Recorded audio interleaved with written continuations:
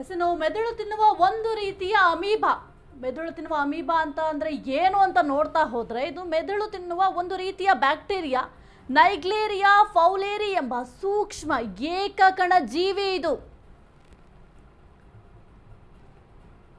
ಇನ್ನು ಅಪಾಯಕಾರಿ ಸೋಂಕು ಉಂಟು ಮಾಡುವ ವೈರಸ್ ಮೆದುಳು ತಿನ್ನುವ ಅಮೀಬಾ ಅಪಾಯಕಾರಿ ಸೋಂಕನ್ನು ಉಂಟು ಮಾಡುತ್ತೆ. ಈ ಒಂದು ವೈರಸ್ ಮೆದುಳಿನಲ್ಲಿ ಮಾರಣಾಂತಿಕ ಸೋಂಕನ್ನು ಸೃಷ್ಟಿ ಮಾಡುತ್ತೆ. ನಿಮ್ಮ ಮೆದುಳಿನ ಮೇಲೆ ಭಾರಿ ಎಫೆಕ್ಟ್ ಆಗುತ್ತೆ. ಮೂಗಿನ ಮುಖಾಂತರ ಮಾನವನ ದೇಹಕ್ಕೆ ಪ್ರವೇಶ ಮಾಡುತ್ತೆ. ಬಹಳ ಹುಷಾರಾಗಿರಿ.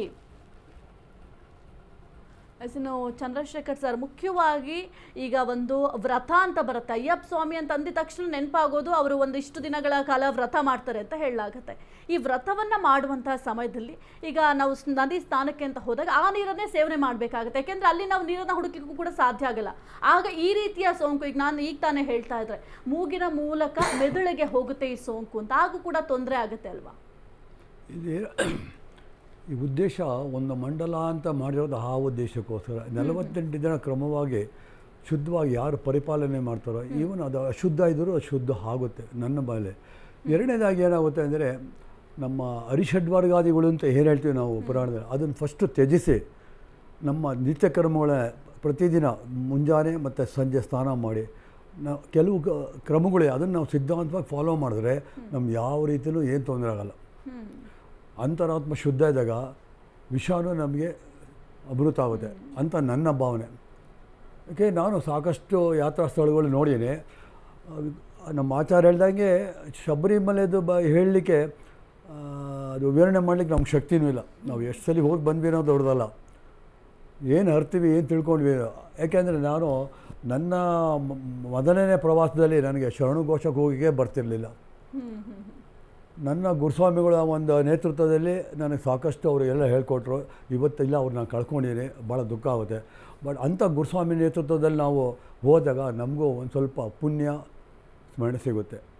ಈಗಿನ ಕ್ರಮದಲ್ಲಿ ಹೇಳಬೇಕು ಅಂದರೆ ದೈವಶಕ್ತಿ ಅನ್ನೋದು ತುಂಬ ಕಮ್ಮಿ ಆಗಿದೆ, ಎಲ್ಲ ಫ್ಯಾಷನ್ ಆಗೋಗಿದೆ. ಈಗ 48 ದಿನ ಮಂಡಲ ಯಾರೂ ಇಲ್ಲ. ಈಗ ನಾನು ಇಲ್ಲಿದ್ದೀನಿ, ಸಂಜೆ ನಾನು ಮಾಲೆ ಹಾಕ್ಕೊಂಡು ಹೋಗ್ತೀನಿ. ಯಾತಕ್ಕೆ ಹೋಗಬೇಕು?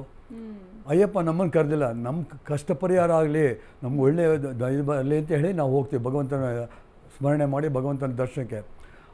ಅದೇ ಹೇಳಿದ ನಾನು, ಎಲ್ಲ ಇಲ್ಲಿ ಪಾಪ ಮಾಡಿಬಿಟ್ಟು ಅಲ್ಲಿ ಹೋಗಿ ಪುಣ್ಯ ಕಟ್ಕೋಬೇಕು ನಾವು.